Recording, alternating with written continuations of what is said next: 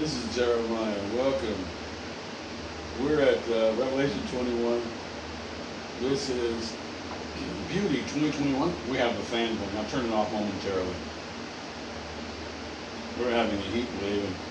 And anyway, so we're just rejoicing in the heat. And whether we abound with good weather or we're abased with bad weather, we've learned it is well with our soul. It is well with my soul. Whatever my lot, uh, thou hast taught me.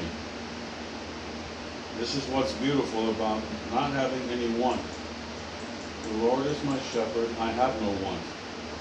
I don't respond to my environment like an amoeba. I see the world, and I have that Isaiah quote that I like to refer to, but I'm not going to go to that, which is seeing the world not like other people see the world. Not judging by artificial means, reactionary affectations, and so forth. This is Jeremiah. He is on fire. We're going back to Revelation 21. We'll be going to 21, 22, and we have quite a few videos. I'm going to re-enumerate these. I apologize. I think they're going to be re-enumerated. I announced them as a particular number, but I'm going to probably change those. But we'll talk about that later. As a matter of fact, this is probably 131.30 or something like that, 31. And I'm going to change that. So we're just going to put them in order. This is just Beauty 2021. This is Jeremiah. This is New Covenant. And we have scriptures that we go through here, as you know. And we greet you in the only name given amongst men. And I'm going to turn the fan off in a moment. Just bear with me. We're cooling off here. This is, I use natural light. Everything's, I pretty much go natural. Um, Many of you have ascertained that, but this is not a high budget kind of thing here. This is boots on the ground, rustic, whatever you want to call it. So let's get going. I'm going to go ahead and shut the fan off. As we get into Revelation, that's your 66th book, and hopefully you have a good red letter King James Bible, which has the Master's words in red. And let's get going.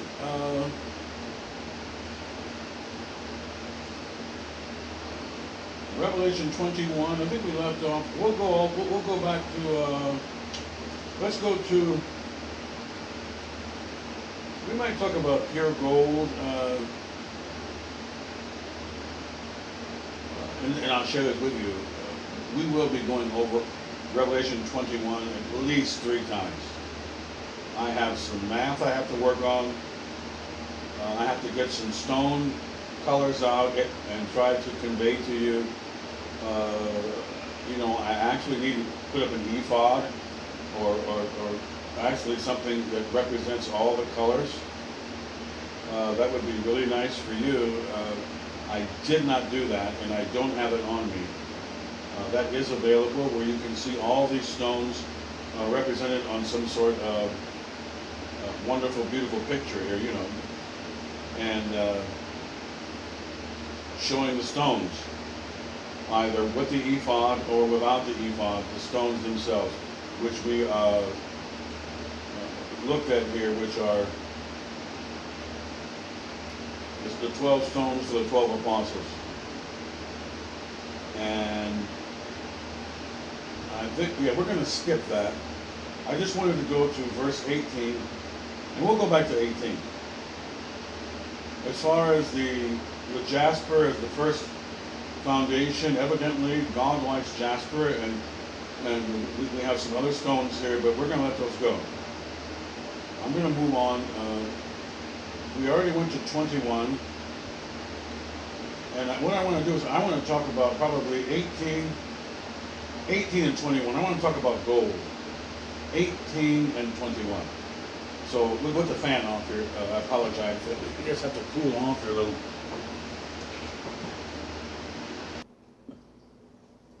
So here we go. Welcome everyone. This is Jeremiah. And we, of course, greet you in the only name given amongst men. And to my Chinese friends, I say Wan Ying. And to my Czechoslovakian friends, I say teta, and we just say hello to everyone. Maligayang Padakting, welcome, aloha, benvenuta in Italy, and yokoso in Japan, and we say hello to everyone. O sorbsio in Korea.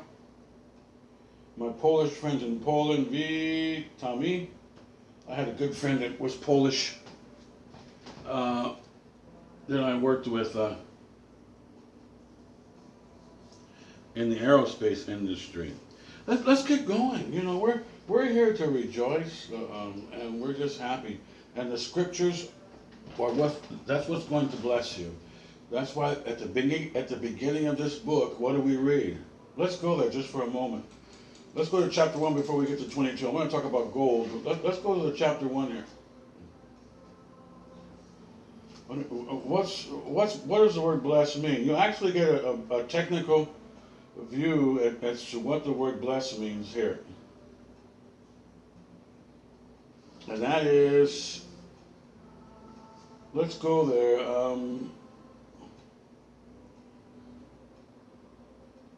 Before we do that, let's go to verse 3.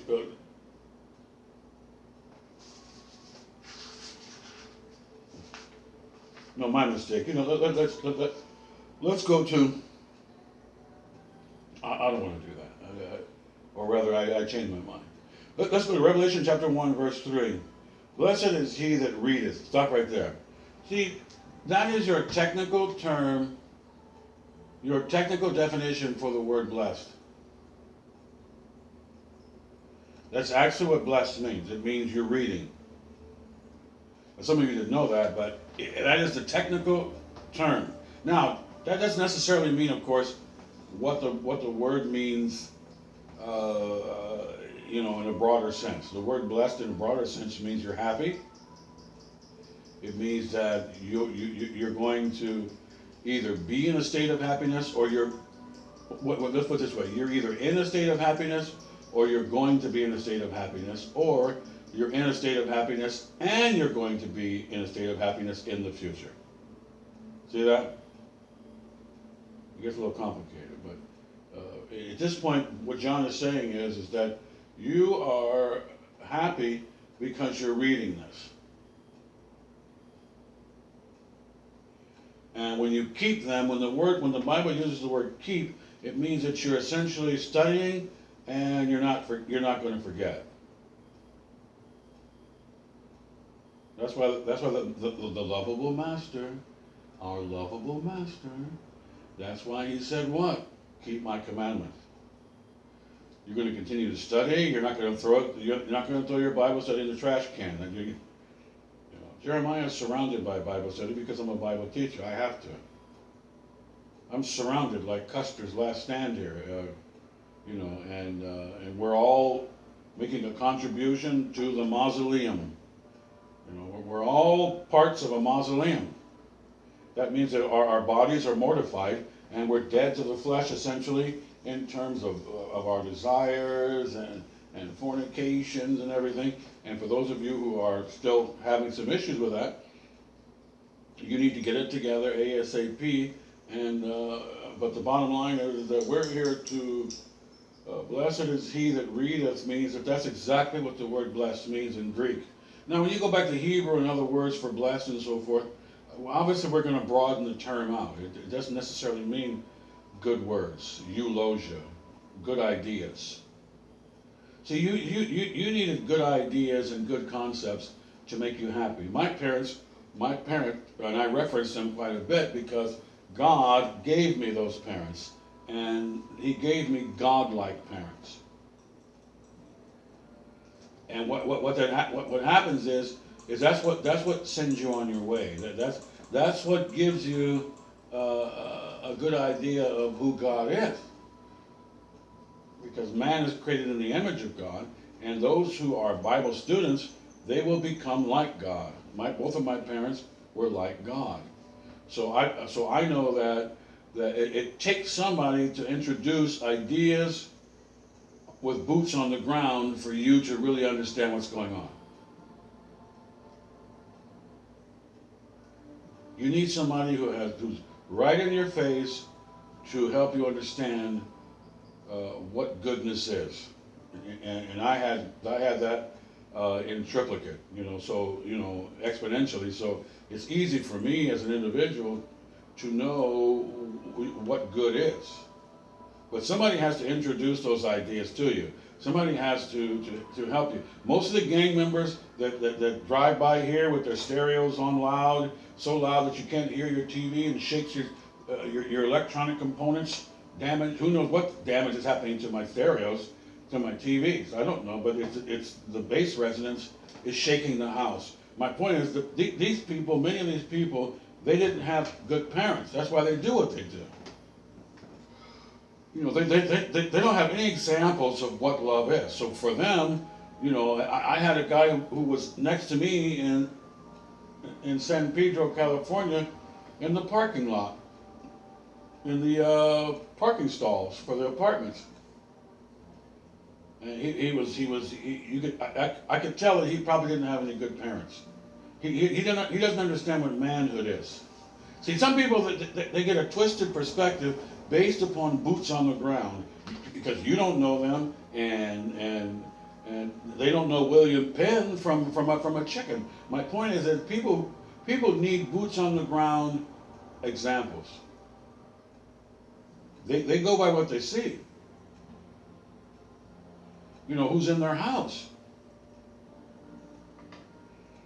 I had a student one day who threatened me and so forth, and supposedly that his parents or so forth were notorious, or they had some kind of reputation, coming to school or something like that. Or I mean, they didn't have a reputation, but it was assumed that I don't know. We won't go into that. My point is that people who don't have good examples for parents, that's where everything starts.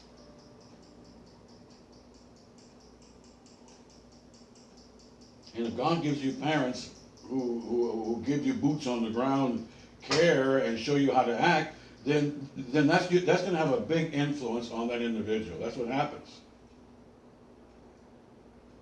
And it's interesting to see that most of the people who are in gangs in the United States, they didn't have parents. Or single family parents, and maybe the mother babied them too much and told them everything they did was beautiful, no matter what it was. So this is what makes the world what it is. But let's get back to the lesson, Jermaine. We're in Revelation chapter 1, verse 3. I'm going to talk about gold in a minute. But blessed is he that readeth. So there you have your technical term for the master talking about the parable of the sower and the scribe. Because the scribe is the one that enters into the chapter we just talked about. Because there are different kinds of scribes.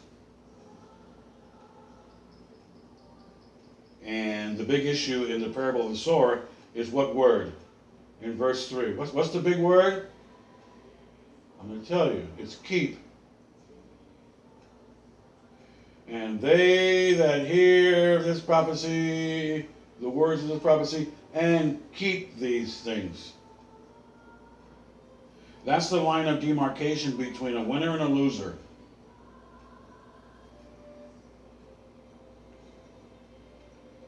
That Revelation 21 is going to come to those who do what? Who keep. Essentially, people who continue to have Bible study, continue to stay active, they're the winners, and that's what the master's saying. Some people, they disappear, and those are the losers. They walked through the church, or they heard about Jesus on the radio, and they saw somebody on TV or something, and they got interested, and they lost interest somewhere along the way, and it's not good. It doesn't. It's over and over again. The Bible just repeatedly, that's not the saving of the faith. Faith to the saving of the soul. That's confidence that's flippant, and that confidence is not a rooted and grounded confidence. in the form of sound doctrine at all. It's not. You know, we've lost a brother, so to speak, because anywhere along the line of your walk with the Lord, you can get lost. You can waver. At any time you can waver to the point where you're basically toast, and all of your energies are a waste. You may as well just stay out in the world.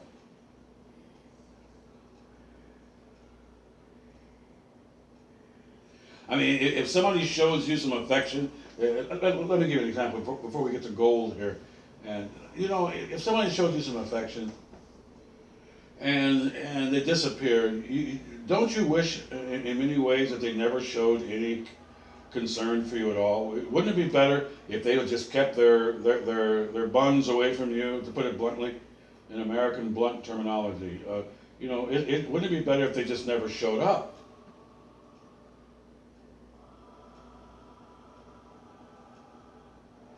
And God knows those who love Him, because they're going to remain faithful. They're going to remain confident that His love is worth it. I've said this a million times, I'll say it again. Faith is essentially, is God's love and presence and peace, is it worth it to you? Is it valuable?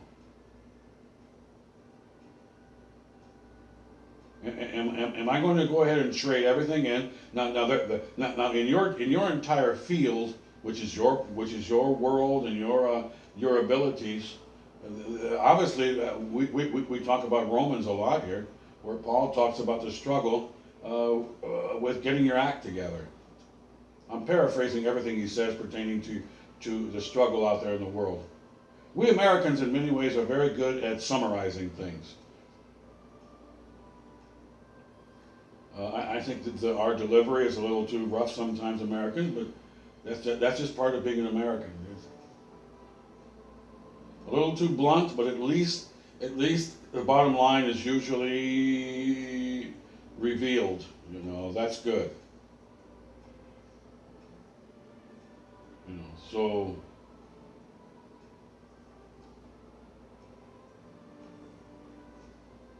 we're going to get to gold here in a minute. I want to share with you that blessed is a state of you in the process of reading and keep reading, and those words and those scriptures are going to be your power. They're going to be your power to speak to the enemy for your own personal walk, and they're also those scriptures are going to be power for you to enter into the arenas that are strongholds of the devil. You're going to walk into areas where there's a lot of power, dark power. But you're going to walk in like King Kong. You're just going to tell everybody to get out of the way when the Lord wants to go and bind up someone's broken heart. See, because that's essentially what Christianity is. You're going to go somewhere where somebody's confused and they're playing with the devil, doing something, and who knows. And you're going to go there, and you're going to, you know, just like when I was working in a hospital, I had been to church quite a bit with my dad. He preached, and so, but I didn't. Pardon me, boy, Gibraltar's crumbling here. But I didn't have a solid foundation until I went to a church where they actually sat down and they were quiet and they taught you. I was familiar with churches where they yelled and they, you know, and that was apostolic faith stuff. There are more milder apostolic faith. I like apostolic faith. I'm just telling you that I went to a church where it was a Methodist Lutheran type place where they sat down and they were quiet when they taught. I prefer that delivery, but I don't have anything against. I went to an apostolic church here a couple of years ago. I hadn't been to one for a long time. But a quiet delivery and getting the you know the basics in a nice quiet environment the basics of what Christianity is, the scriptures, in a quiet, get your pen and paper out, academic environment. That's what I promote here. I am a Methodist, Lutheran type, non-denominational Bible teacher, if you put me in some sort of a category. But the point is that we're here to read, and blessed is he that readeth. See, that's the key. That's what the word blessed means. What blesses you is for you to hear beautiful things. This is Beauty 2021. We're getting in the 30s right now, and as far as videos for 2021, I have some beauty lessons that are a little earlier in this ministry, but all of them are all beauty, and you can just click them all on when you're interested. And the Lord guides you in particular circumstances, because I have over 200 videos. I'll have unless the Lord comes back here soon, and the word they use is tarry. Unless he comes back, if he comes back soon, then I won't have 300 videos. But if he doesn't come back soon, I'll have over 300. And as long as my contract with the Google type people here, whatever I forgot the company, but because I may end up going to Vimeo soon, I don't know.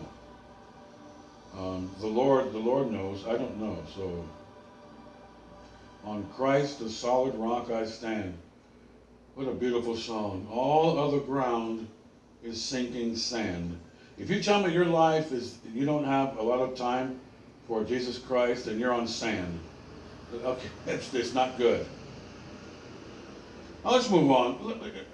I wanted to point out that John's record, who bear record of the Word of God, okay, and the testimony of Jesus Christ, that's verse 2. And all things that he saw. So John's seeing all these things, and it's good to point that out to you. What we're getting in Revelation 21 is a man who is in jail, who is in charge of a lot of churches and a lot of people. John is one of the head guys in the early part of the church, and obviously he is part of what we might call Ephesus. He is taking care of the mother of Jesus Christ. And he has his own mother, Mrs. Zebedee. And the thing is that he obviously is hanging around a lot of women. So this is very interesting that he would do that. And that's why we have in our second letter some teachings to the women. There's some very important teachings in the second letter of John's epistle to the women, pertaining to don't tolerate devils knocking on your door like these demonic witnesses and stuff. Don't put up with it. A lot of people are going to flirt with evil, and it's going to cost them. I don't attack Jehovah's Witnesses or Mormons, but I do ask them not to come over my house anymore. I can't tell them they can't walk down the street, and I'm not out to do that. I'm just saying that I asked them, don't come over here anymore. Just go away. Because what you are is you're the devil, and you're actually worse than COVID. A lot of people don't even understand the gravity of damnable heresies. I have some lessons on that. Damnable heresies. And the reason why they're damnable is because they are twisting what Jesus wants you to know about himself. Then you might ask, why is he letting them do that? Why is he letting them do that? Well, he's letting them do it because he lets people basically kind of do their thing. It's obvious that when you read your Bible and you're paying attention that that God likes to let people kind of do their own thing. That's where my dad was. My dad was not the person who tried to force you and counsel you, don't go to jail, don't go to jail, don't go to jail. He wasn't that kind of supervisor or parent.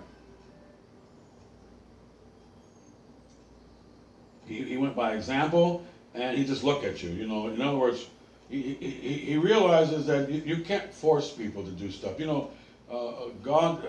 Jesus told the Hebrews that Moses told them to come to him. And if you don't believe Moses, I'm really wasting my time. Because you can only tell people what to do the right thing so many times, in general. If you don't get them after a while, then what are you doing? You're spinning your wheels. They're adamant, they're reprobate, and they're toast. Their conscience is not working. It's been seared, as the Bible says, with a hot iron. They don't know right from wrong anymore. They're just going around like goats, devouring anything and ignoring the things that are valuable for them, and so forth and so on. Now, blessed is he that readeth. So what we're dealing with here is this whole book is supposed to bless you. That's the point. And when you get to Revelation 21, you should really be blessed. You should really be happy. Because, see, the Bible tells you to be blessed 2 times. It tells you to rejoice and be happy, and he has made you glad, and for you to praise the Lord and bless the Lord with your energies and your glory. And there's 2 blessings. There's blessings while you're in your body, and there's blessings when you enter into this new Jerusalem. We're going to get to in a moment. So there's 2 states of being. And the first blessing is to hear the Word of God, and it's basically what kind of blessing? It's a blessing about you doing what? Thinking about your future state of being. That's what the blessed hope means. That's why the Bible doesn't call faith the blessed faith. But it calls your hope the blessed hope. Why is that? Because while you're having your faith walk, it's not going to be all blessed. John's in jail right now. Is he going to call faith the blessed faith? No. Is jail a place where you feel blessed? Yes or no? How long will it take you to answer that question? Is John feeling blessed? Yes or no? It's probably a horrible prison that he's writing this book from. That's my point. Prisons aren't Disney hotels in Hawaii, in case you didn't know that. I'm trying to put some boots on the ground, some reality here. See, the Bible is basically a reality awareness training program. And I'm a teacher who tries to get people away from flights of fantasy and get their boots on the ground with the facts. They have a guy on the radio that says, if you don't like facts, you're a Democrat or something or whatever, but which is probably predominantly true or something along those lines. Can't argue with that guy, but there are Republicans who are lost. So, and I can tell you why, but my point is this, is that we're here to do what? We're here to be blessed about being blessed. And I want to talk about that for a moment. Before we get to gold here. The idea that you're blessed because you're going to be blessed is the number one idea, is one of the top 10 ideas in the Bible for us who are alive right now in our human body, who are actively serving the Lord, and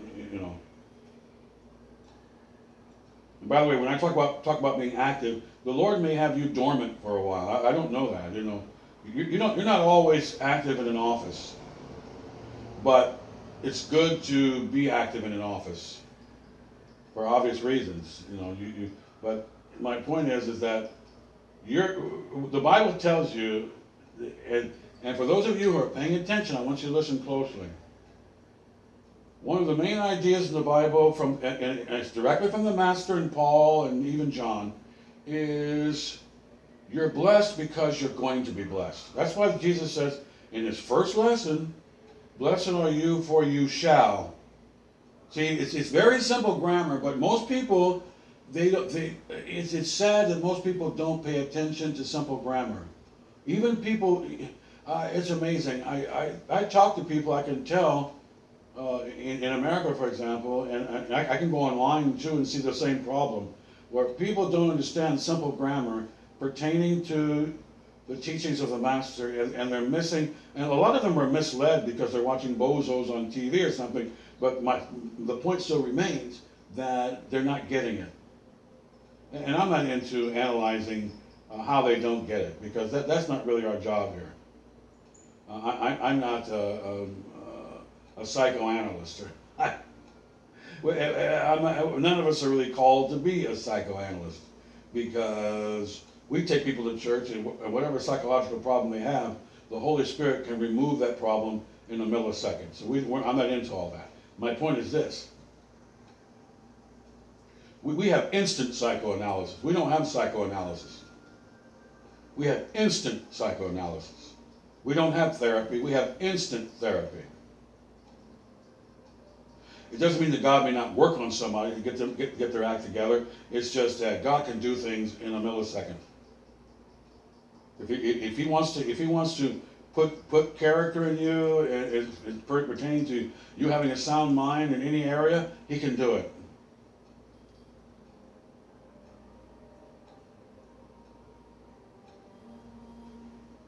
Because that's essentially what God's going to do to you in Revelation 19. He's going to cover you with white.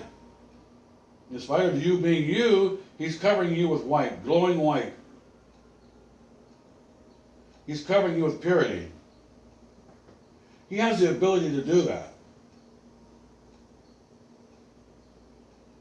That's how pure he is.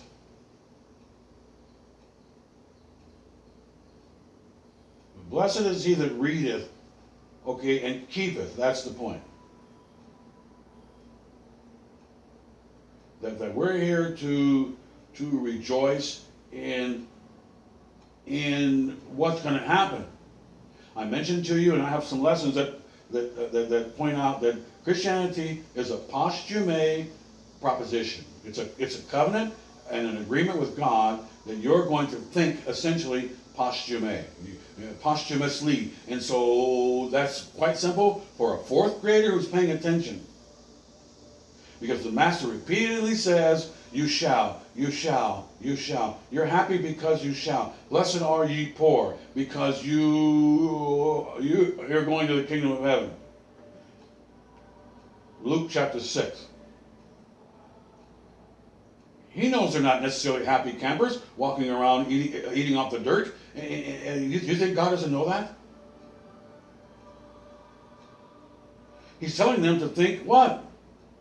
Be a servant. Keep your mouth shut.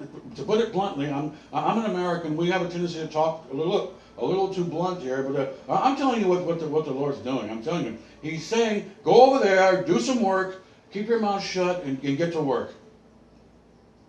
Now, I don't hear any complaining, more, I didn't get this, and I want more, as we say in America, sissified stuff.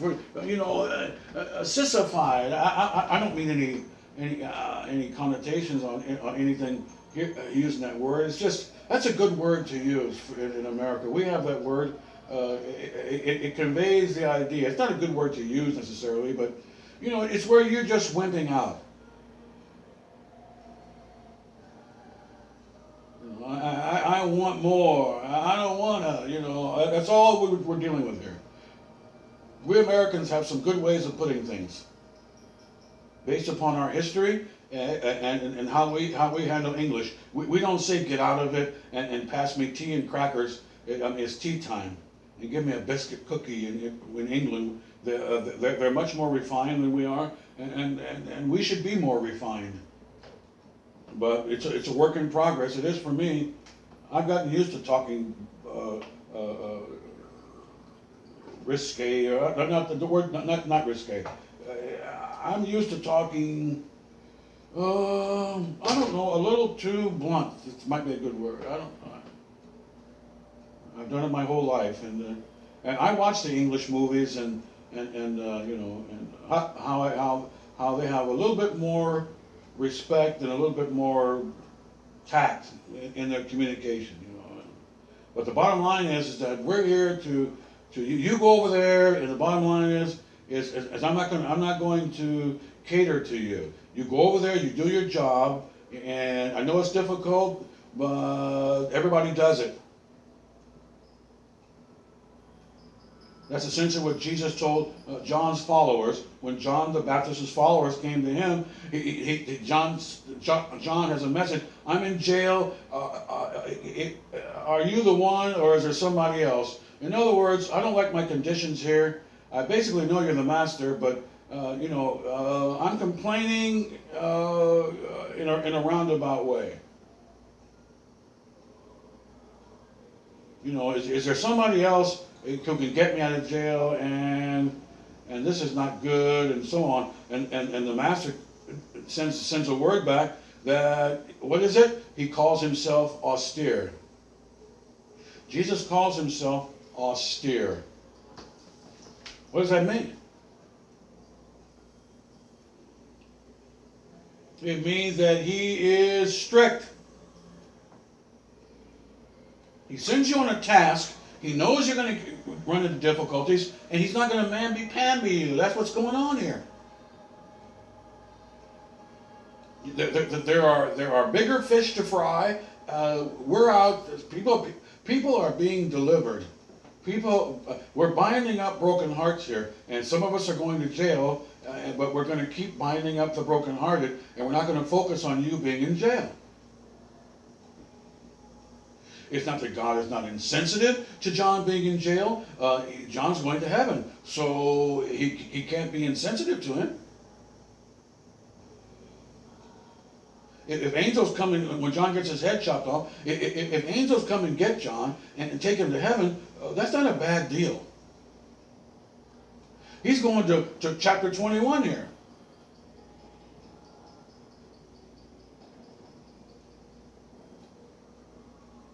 So it's a posthumous presentation. It always has been.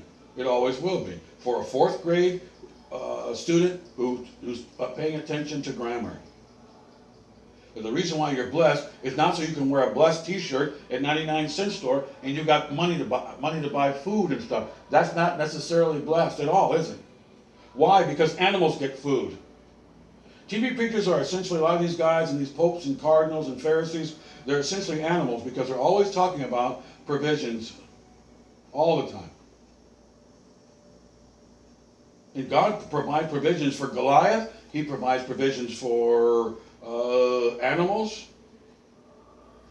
There are mass murderers in jail, and they're getting a meal right now. They're getting their lunch right now. Who provided the lunch for them? God did. You think they could get the food if God didn't want them to get it? That's why these scientists, for the past 100 years in America, that's why they're absolute trash. Because they try to say that God doesn't provide things. That animals came from nowhere, and you fight for struggle, the survival of the fittest. All that stuff is straight from hell. There is no survival of no fittest. God provides everything for us. There are fluctuations, but He's in charge, and He provides. It's quite clear to me He provides. I don't care what some bozo at school told me. I don't have to fight and be Goliath in order to survive. All that stuff is from hell.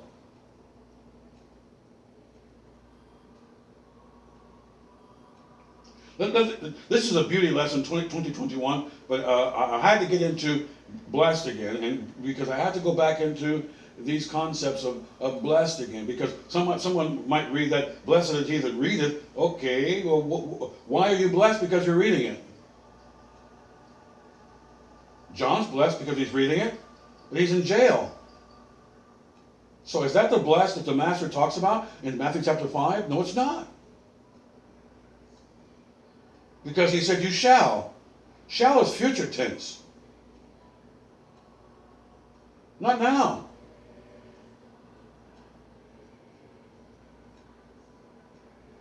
The Master said, store up treasures in heaven. Okay, if I'm storing up treasures in heaven, I'm not going to be blessed then, am I? No. Because you'll be blessed when you go to heaven. That's where your treasures are.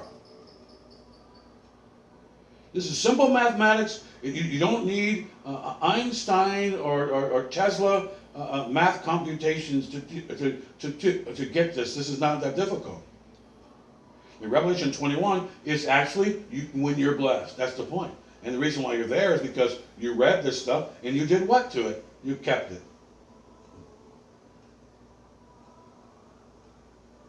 Because John is echoing the same principle that the Master repeats over and over again, and that Paul all of a sudden shows up and he repeats the same idea all over again. If you suffer with him, you'll reign with him. You're a living sacrifice. And on and on, the simple theme goes here.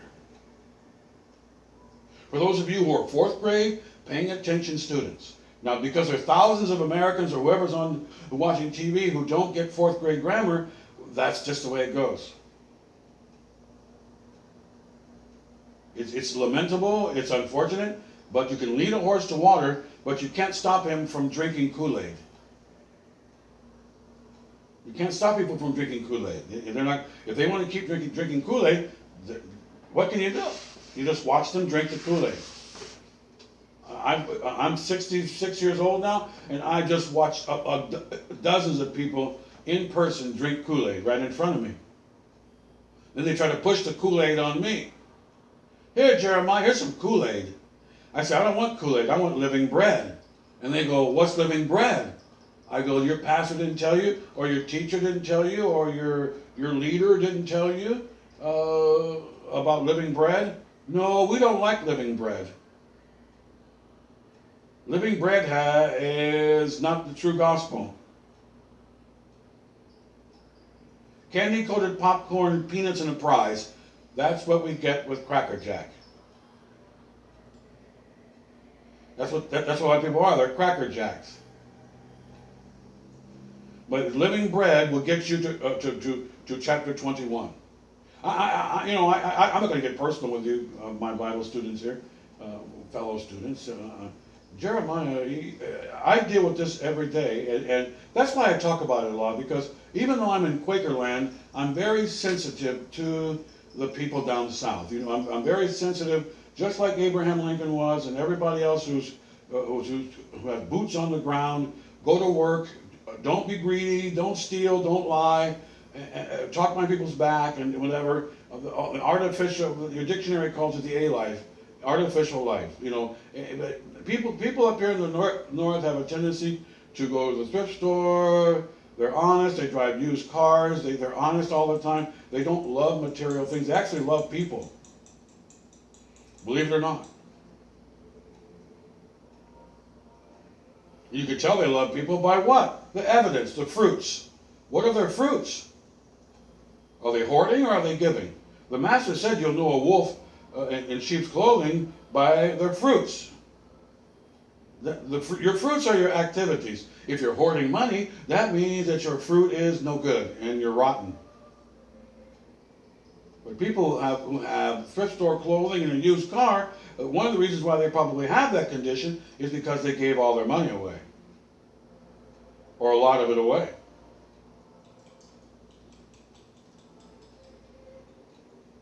That's evidence. And we're not here following people around counting evidence. It's just that it's obvious. We're not blind.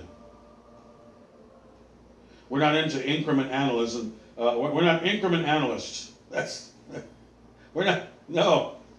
But it's just quite obvious to a fourth grader who God created, who has an honest mind, that the greedy people and the people are fake. And the Macy's Day, I want Christmas, Christ Mass, because I'm going to get some gifts. I don't want Christ Mass to celebrate the birth of the King of Kings and Lord of Lords.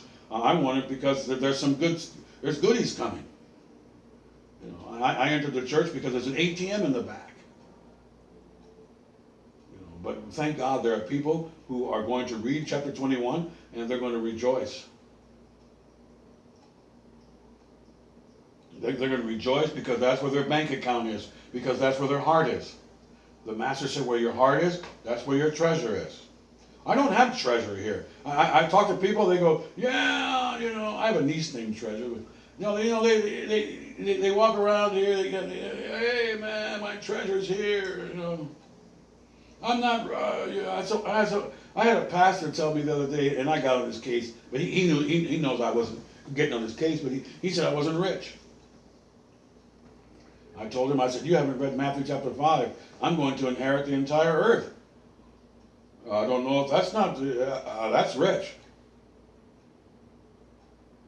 We're going to stop right here. We're going to go to the next video, and we're going to go back to, I want to talk about gold. I didn't get to gold too much at all, but Revelation 21, okay? Shalom and Maranatha. What are we doing here? We're listening to the voice of the Lord, and we're rejoicing in the fervent love of Jesus Christ, and we're abiding in that love, and we have put on a servant mind, and that makes you a winner, champion, more than a conqueror. Shalom and Maranatha.